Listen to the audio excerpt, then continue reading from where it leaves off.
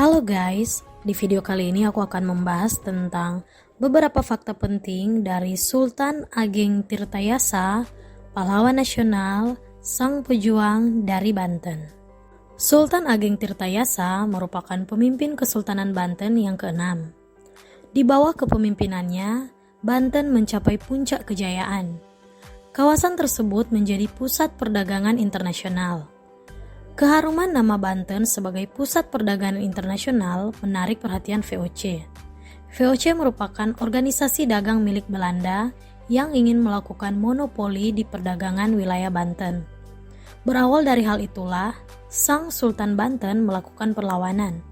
Sayangnya, Sang Sultan harus menghadapi pengkhianatan dari orang terdekat. Oke guys, saat ini aku akan menjabarkan beberapa fakta penting dari Sultan Ageng Tirtayasa. Fakta yang pertama adalah merupakan Raja atau Sultan Banten yang keenam. Sultan Ageng Tirtayasa lahir pada tahun 1631 di Kesultanan Banten.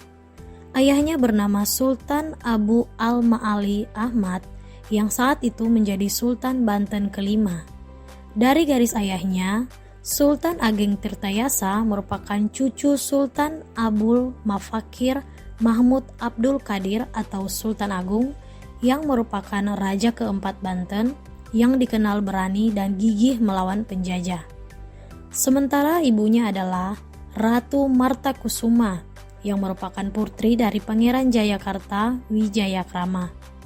Saat Sultan Ageng Tirtayasa kecil, ia diberi gelar Pangeran Surya.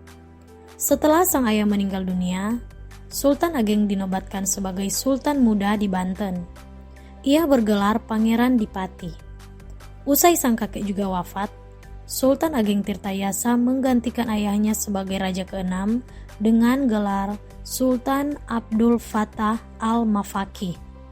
Tak lama kemudian, Sultan Abdul Fattah Al-Mafaki mendirikan keraton baru di Dusun Tirtayasa. Oleh karena itulah, ia berganti nama menjadi Sultan Ageng Tirtayasa. Fakta yang kedua adalah mencapai masa kejayaan. Pada masa pemerintahannya, Kesultanan Banten mencapai masa kejayaannya. Ia berusaha keras melakukan modernisasi terhadap Banten dan menjadikannya sebagai pusat kegiatan Muslim di Kepulauan Indonesia. Dia mengirim putranya ke Mekah dengan perintah untuk pergi dari sana ke Turki dengan harapan dapat menjalin hubungan baik dengan kekuatan utama Islam. Selama memimpin Banten, Sultan Ageng Tirtayasa membuat beberapa kebijakan dan strategi untuk memajukan wilayah tersebut. Adapun beberapa kebijakan dan strategi sang sultan adalah yang pertama, memulihkan perdagangan internasional dengan mengundang pedagang Prancis, Inggris, Portugis, dan Denmark untuk berdagang di Banten. Yang kedua adalah memperluas hubungan dagang dengan Persia, India, dan Cina. Yang ketiga adalah memudahkan akses pengairan sawah dan persiapan suplai perang dengan membangun saluran irigasi di sepanjang sungai ujung Jawa hingga Pontang.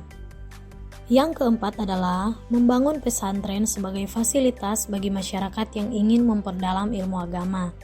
Yang kelima, membangun banyak masjid untuk tempat ibadah agar masyarakat mudah dan nyaman dalam beribadah.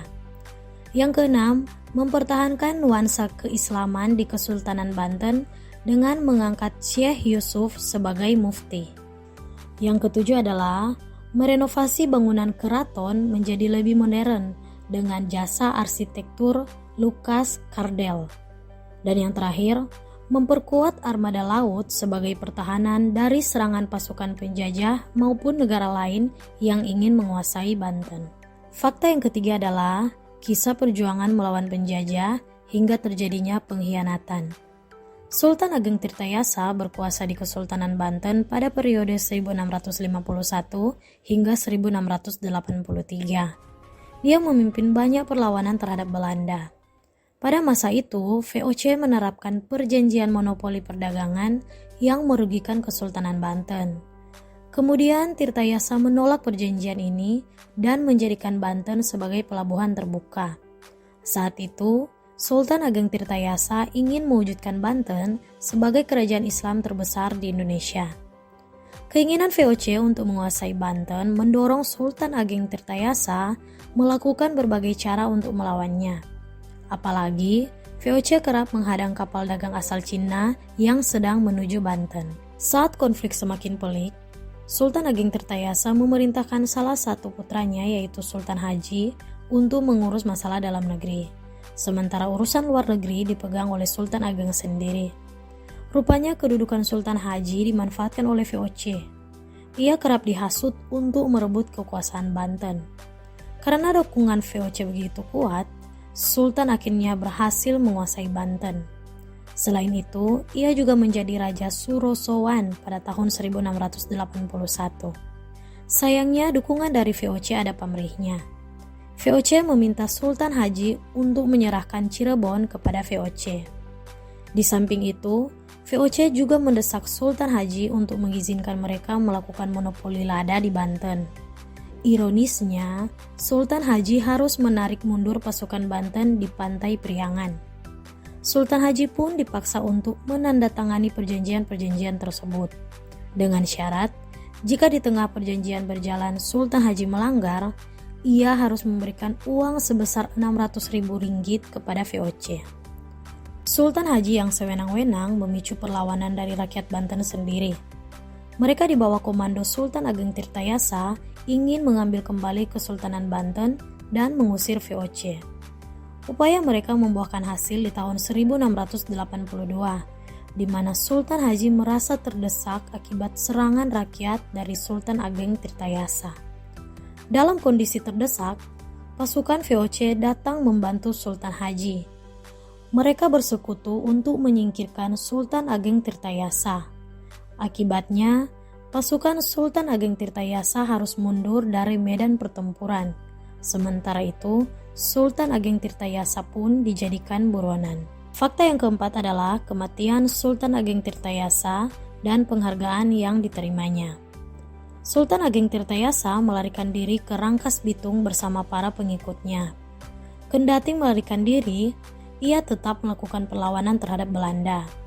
Sayangnya, pada tahun 1693, Sultan Ageng Tirtayasa tertangkap, lalu dimasukkan ke penjara yang terletak di Batavia.